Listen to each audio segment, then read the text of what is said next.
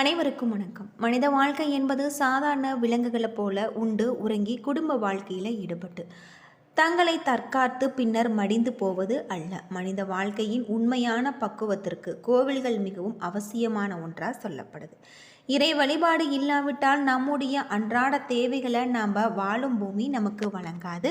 அந்த அளவுக்கு மனித வாழ்வு கோவில்களை சார்ந்திருக்கு. கோவில் இல்லாத ஊரில் குடியிருக்க வேண்டாம் என்ற ஒரு சொல்லும் இருக்குது. இதன் மூலம் கோவிலுடைய அவசியத்தை நம்மால் உணர முடியும். இன்றைக்கி நாம் அந்த வீடியோவில் திருவண்ணாமலை பற்றிய பல சுவாரஸ்யமான தகவலை பற்றி தெரிஞ்சுக்கலாம். வீடியோ ரொம்பவே பயனுள்ளதாக இருக்கும். அதனால் வீடியோவை கடைசி வரைக்கும் ஸ்கிப் பண்ணாமல் பாருங்கள். இது வரைக்கும் நம்ம சேனலை நீங்கள் இன்னும் சப்ஸ்கிரைப் பண்ணலைன்னா மறக்காமல் சப்ஸ்கிரைப் பண்ணிவிடுங்க. வாங்க வீடியோக்குள்ளே போகலாம்.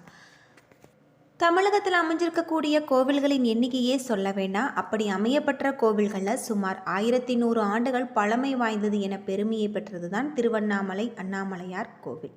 காசியில் இருந்தால் முக்தி கிடைக்கும், திருவாரூரில் பிறந்தால் முக்தி கிடைக்கும், சிதம்பரத்தை தரிசித்தால் முக்தி கிடைக்கும். ஆனால் நினைத்தாலே முக்தி தரக்கூடிய தலமாக தான் திருவண்ணாமலை இருக்குது. பஞ்சபூத தலங்களில் அக்னி தலமாக இருக்குது. தேவார பாடல் பெற்ற 274 சிவாலயங்களில் இது 233வது தேவார தலம். அம்மனின் 51 சக்தி பீடங்களில் இது அருண சக்தி பீடமாக இருக்குது. முருகப்பெருமானுக்கு அறுபடை வீடு இருப்பது அனைவருக்கும் தெரிந்த விஷயம். அதே போல் விநாயகருக்கு அறுபடை வீடு இருக்குது. இந்த தலத்தில் கிளி கோபுரத்தில் கீழ் இடது பக்கம் இருக்கக்கூடிய அல்லல் போக்கும் விநாயகர் சன்னதி விநாயகரின் முதல் படை வீடாக இருக்குது. இந்த தல இறைவன் அருணாச்சலேஸ்வரர் அம்பிகை உண்ணாமுலையாகவும் வீற்றிருப்பதும் பக்தர்களுக்கு அருள்பாலிக்கிறாங்க. திருவண்ணாமலை அருணாச்சலேஸ்வரர் திருக்கோவில் சுமார் 25 ஏக்கர் பரப்பளவில் பிரம்மாண்டமாக அமைஞ்சிருக்கு. கோவிலில் 9 கோபுரங்கள், 6 பிரகாரங்கள், 142 சன்னதிகள், 22 பிள்ளையார்கள், 306 மண்டபங்கள், 1000 தூண்கள் கொண்ட 1000 கால் மண்டபம். இதன் அடியில் பாதாள லிங்கம், 43 செப்பு சிலைகள், திருமண மண்டபம், அண்ணாமலையார் பாத மண்டபம் என அமைந்த கோவிலாக இருக்கு. சிவகங்கை தீர்த்தம், பிரம்ம தீர்த்தம் என 2 பெரும் குளங்கள் கோவிலின் உள்ளே அமைந்திருப்பது தனி சிறப்புக்குரிய ஒன்று. படைக்கும் கடவுளான பிரம்மாவுக்கும் காக்கும் கடவுளான விஷ்ணுவுக்கும் தங்களில் யார் உயர்ந்தவர்கள் என வாக்குவாதம் ஏற்பட்டது. இதை அறிந்த சிவபெருமான் அவர்கள் முன் ஜோதி வடிவில் தோன்றியிருக்காங்க. இருவருமே சிவனிடம் முறையிட்டிருக்காங்க. அப்போது சிவன் யார் தனது அடிமுடியை கண்டு வருகிறீர்களோ அவர்களே உயர்ந்தவர்கள் என கூறியிருக்காரு. விஷ்ணு வராக அவதாரம் எடுத்து பூமிக்குள் சென்றிருக்காரு. அது போய்கொண்டே இருந்தது. திரும்பி வந்து சிவனிடம் தன்னால் கண்டறிய முடியவில்லை என்பதை ஒப்புக்கொண்டிருக்காங்க. பிரம்மா அன்னப்பறவையாக உருவெடுத்து சிவபெருமானின் முடியை கண்டு வர கிளம்பியிருக்காங்க. அவரால் காண முடியவில்லை. சிவபெருமானே முழு முதல் கடவுள் என்பதை உணர்ந்து கொண்டு அவரை வணங்கி நின்றிருக்காங்க. சிவபெருமானும் ஜோதி வடிவில் இருந்து ஒரு மலையாக மாறி காட்சி கொடுத்திருக்காங்க. அந்த மலைதான் கோவிலின் பின்புறம் அமைஞ்சிருக்கக்கூடிய அண்ணாமலை. அது மட்டும் இல்லாமல் பின்பு தன்னை வழிபடுவதற்காக லிங்கேஸ்வரராக காட்சி கொடுத்திருக்காரு அப்படின்னு சொல்லலாம். இறைவன் இந்த தலத்தில் சுயம்புலிங்க திருமேனியாக நாக கிரீடம் அணிந்து தூய வெண்ணிற ஆடையுடன் அருணாச்சலேஸ்வரர் என்ற திருநாமத்துடன் தரிசிக்க வரக்கூடிய பக்தர்களுக்கு அருள் புரிவதாகவும், கரைவரை கோஷ்டத்தில் ஈசனின் பின்புறம் லிங்கேஸ்வரர் எழுந்திருக்கிறதாகும். இந்த தல இறைவனின் சன்னதியை அடுத்து உண்ணாமுலை அம்மனுக்கு தனி சன்னதி கருவறையில் காட்சி தருவதாக சொல்லப்படுது. பிரம்மா தன்னால் அடிமுடியை காணவில்லை என்பதை மறுத்து சிவபெருமானின் தலையில் இருக்கக்கூடிய தாளம்பூவை பொய் சாட்சி சொல்ல வைத்து கண்டுவிட்டதாக பொய் உரைச்சிருக்காங்க. இதை அறிந்த சிவபெருமான் தாளம்பூவை இனி தனது பூஜையில் உன்னை பயன்படுத்த மாட்டார்கள் என கூறிவிட்டிருக்காரு. இதன் காரணமாக தான் இன்றளவுமே சிவாலயங்களில் தாளம்பூவை மட்டும் படைக்க மாட்டாங்க. பிரம்மோற்சவம், ஆனி மாத பிரம்மோற்சவம், மாசி மக தீர்த்தவாரி, கார்த்திகை தீபம், பரணி தீபம், மகாதீபம், பங்குனி உத்திரம், திருக்கல்யாண உற்சவம் ஆகிய திருவிழாக்கள் ஆண்டுதோறும் இங்கு நடைபெறும். வருடத்தில் எல்லா மாதங்களிலுமே ஏதாவது ஒரு திருவிழா இந்த தலத்தில் நடந்து கொண்டிருப்பது தனி சிறப்பு.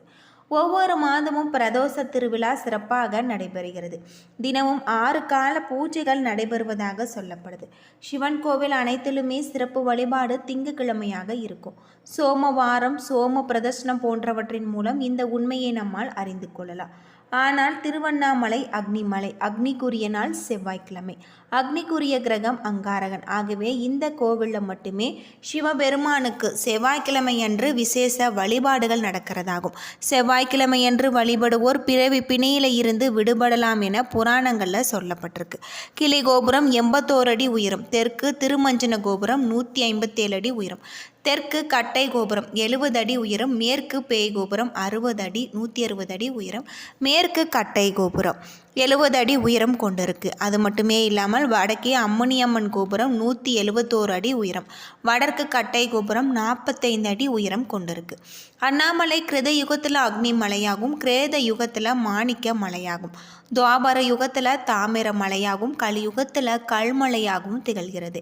இந்த மலையானது 2668 அடி உயரம் கொண்டிருக்கு.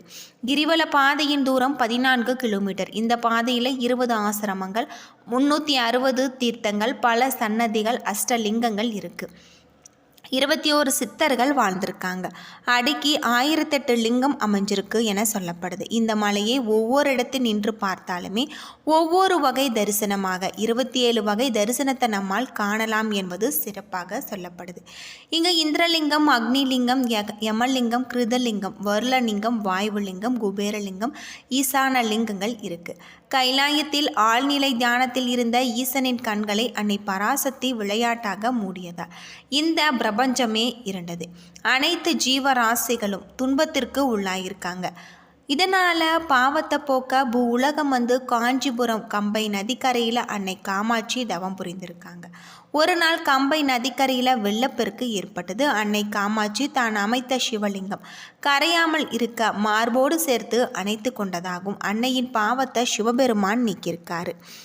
அது மட்டும் இல்லாமல் இங்கு ஐயன், நீங்கள் எப்பொழுதும் என்னை பிரியாதிருக்க தங்களுடைய திருமேனியில் எனக்கு இடம்பாகம் தந்தருள வேண்டும் என வேண்டியிருக்காங்க.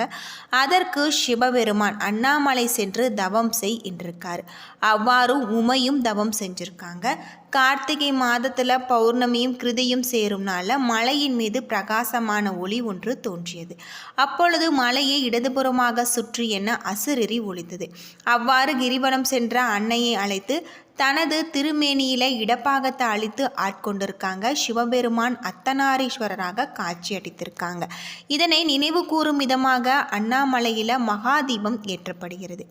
ஞாயிற்றுக்கிழமை நாம் கிரிவலம் மேற்கொள்வதால் சிவலோக பதவியும், திங்கக்கிழமைகளில் கிரிவலம் மேற்கொள்வதால் இந்திர பதவியும், செவ்வாய்க்கிழமைகளில் கடன் வறுமை நீங்கும், புதன்கிழமைகளில் கலைகளில் தேர்ச்சி முக்தி கிடைக்கும், வியாழக்கிழமைகளில் நாம் கிரிவலம் மேற்கொள்வதால் ஞானமும், வெள்ளிக்கிழமைகளில் வைகுண்ட பதவியும், சனிக்கிழமைகளில் பிறவி பிணை அகுலும் அப்படின்னு சொல்லப்படுது.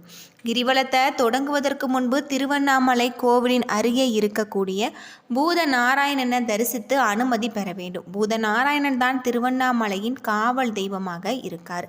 அவரை வணங்கிவிட்டு புறப்பட்டால் எந்தவித இடையூறும் இல்லாமல் கிரிவலத்தை முடிக்க முடியும் என்பது நம்பிக்கை. பின்னர் வழியில் இருக்கக்கூடிய இரட்டை பிள்ளையாரை நாம் வணங்க வேணும். அதன் பிறகு ஆலயம் சென்று அண்ணாமலையாரையும் நாம் அம்பிகையும் தரிசனம் செய்ய வேண்டும். இந்த கோவிலில் ராஜகோபுரத்தை வணங்கிவிட்டு மலையை வலம் வர தொடங்க வேண்டும். கிரிவலத்தை இப்படி தான் தொடங்க வேண்டும் என்பது நியதியாக இருக்குது. கிரிவல பாதையில் 8 திசைகளிலுமே ஒவ்வொரு லிங்கம் இருக்குது. கிரிவலத்தின் இந்த லிங்கங்களை வணங்கிவிட்டு செல்ல வேண்டும். மலையை ஒட்டி நடக்காமல் இடது பக்கமாக செல்ல வேண்டும். நம்மோட சித்தர்களும் வருவாங்க என சொல்லப்படுது. அது மட்டும் இல்லாமல் இவர்கள் நம்முடைய மனதில் நினைப்பதை இறைவனிடம் கொண்டு சேர்ப்பாங்க என்பது ஐதீகம். கை கால்களை வீசிக்கொண்டோ நாம் பேசிக்கொண்டோ செல்லக்கூடாது. மனதில் அமைதியாக அண்ணாமலைக்கு அரோகரா என கூறிக்கொண்டு செல்ல வேண்டும்.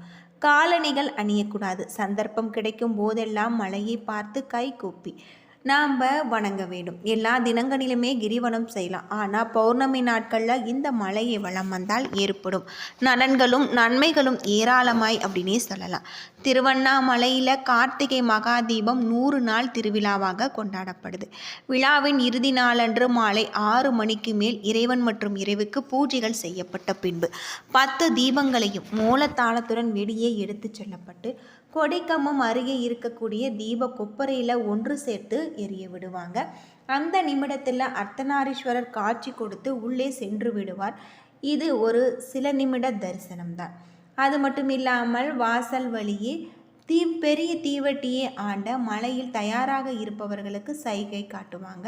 இதன் மூலம் மகாதீபம் ஏற்றப்படும். அது மட்டும் இல்லாமல் மக்கள் தங்களுடைய இல்லங்களிலும் வீடுகளிலும் முழுவதுமே தீபம் ஏற்றி மாவிளக்கேற்றி பூஜை செய்துவிட்டு விரதத்தை முடிப்பாங்க.